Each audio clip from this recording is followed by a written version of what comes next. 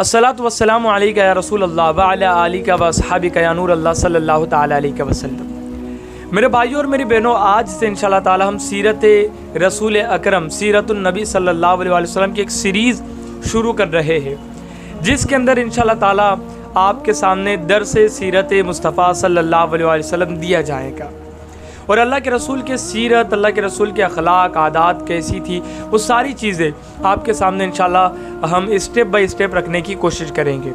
आज का सीरत मुस्तफ़ा का यह हमारा पहला दर्स है, पहला एपिसोड है। मैं आपसे गुजारिश करूंगा कि हमारी चैनल के साथ आप जुड़े, सब्सक्राइब करें, वीडियो को शेयर करें, लाइक भी करें और मज़ीद हमारे चैनल के साथ आप जब जुड़ेंगे तो मज़ीद एपिसोड भी आपको मिलते रहेंगे।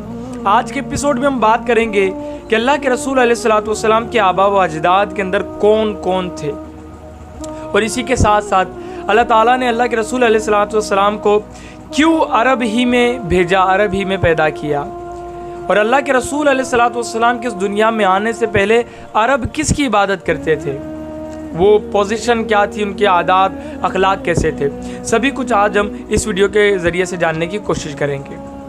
ख़ातमुन नबीयीन सल्लल्लाहु अलैहि वसल्लम को अल्लाह ने अरब में क्यों पैदा किया? अल्लाह चाहता तो उस वक्त जो बहुत ज़्यादा डेवलप कंट्री है या थी, तो उस कंट्री के अंदर अल्लाह ताला हुजूर अलैहिस्सलातु वस्सलाम को भेज देता या मबूस करता या पैदा करता। अरब ही अल्लाह ने क्यों चुना? रेगिस्तान है, पानी की भी कमी है, सब्ज़ा भी नहीं है, ऐसी ज़मीन, बंजर ज़मीन जहाँ पर हुजूर सल्लल्लाहु अलैहि वसल्लम की विलादत होती है, आखिर क्यों? तो मेरे भाइयों और मेरी बहनों, जब नक्शे में हम अरब को देखेंगे तो अरब तीन बड़े बर्रे आज़मों के बीच में है, एशिया, यूरोप और अफ्रीका। इन तीनों बर्रे आज़मों के बीच में अरब है और ये मरकज़ी हैसियत रखता है, यानी बीच में है।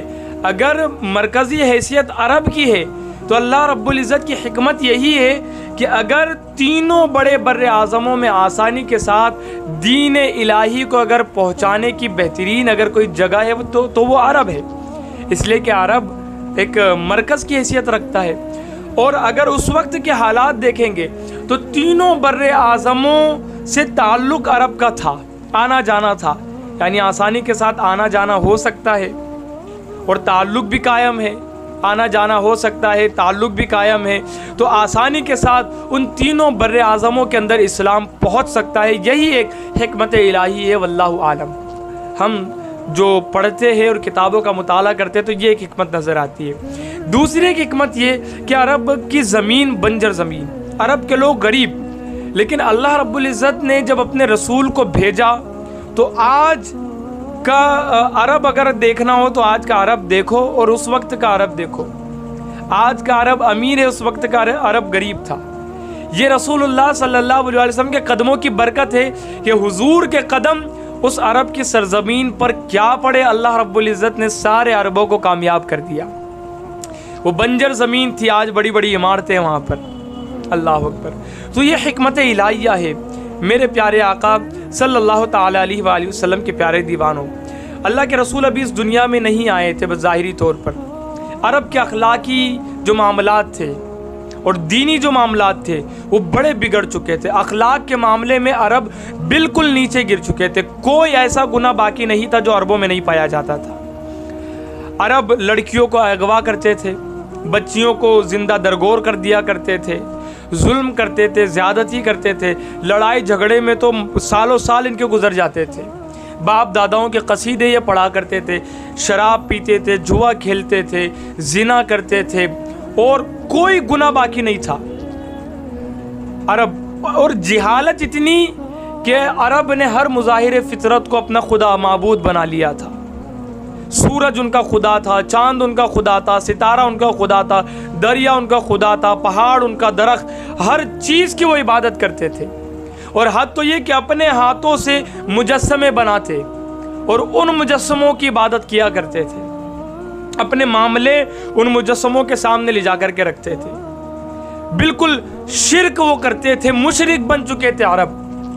ये उनकी पोजीशन थी। बड़े हट धर्म थे, एटीट्यूड वाले थे, किसी की सुनते नहीं थे और बाप दादा के बारे में अगर किसी ने कुछ कह दिया गलत तो वो तो गया। फिर इस तरीके के मामलात अरबों के थे।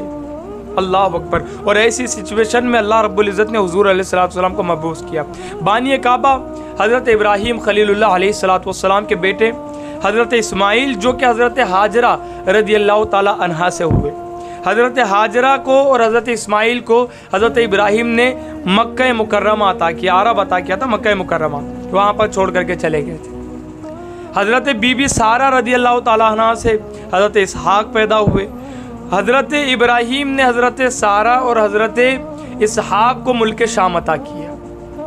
और फिर जो उनकी बीवी तीसरी हज़रत कतूरा रज़ियल्लाहु ताला अन्हा के पेट से जो औलाद हुई मुदैन वगैरह, उनको उन्होंने यमन का इलाका अता किया।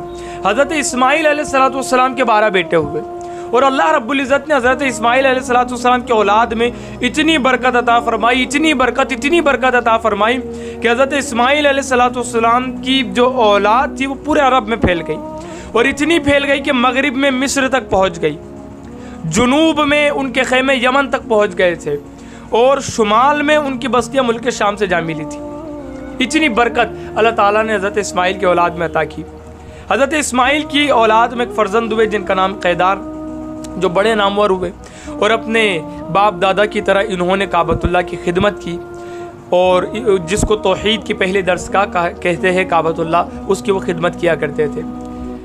उन्हीं के बेटे यानी कैदार के बेटे हुए अदनान, जो निहायत उलुल अज़्म थे, बड़े उलुल अज़्म। उनके चंद पुश्तों के बाद हज़रत कुसई पैदा हुए, और हज़रत कुसई वो ज़ात है जिन्होंने मक्का मुकर्रमा में मुश्तरिका हुकूमत की बुनियाद रखी 440 ईस्वी में, और इन्होंने पार्लियामेंट बनाया जिसको दारुन नदवा कहते हैं, और वो कहते थे मशहूर था उस वक्त। एक झंडा इन्होंने डिज़ाइन किया जिसको लिवा कहा जाने लगा।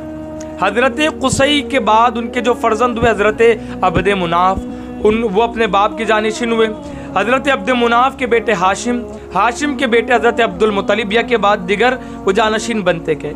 हज़रत अब्दुल मुत्तलिब के बेटे हज़रत अब्दुल्ला, और हज़रत अब्दुल्ला के बेटे जनाब मुहम्मदुर रसूलुल्लाह सल्लल्लाहु अलैहि वसल्लम, जो ख़ातमुन नबीयीन बन करके इस दुनिया में तशरीफ़ लाए। इंशाअल्लाह ताला इसके आगे फिर हम आने वाले एपिसोड के अंदर सुनेंगे। मैं आपसे गुजारिश करूंगा कि बने रहे, सीरीज़ हम चलाएंगे, और जितने लोगों को आप ये लिंक भेज सकते हो भेजें, ताकि ज़्यादा से ज़्यादा मुसलमानों को सीरत मुस्तफ़ा पता चले, और वो सीरत मुस्तफ़ा जानकर अपने ज़िंदगी के अंदर इनकलाब लाने की कोशिश करें।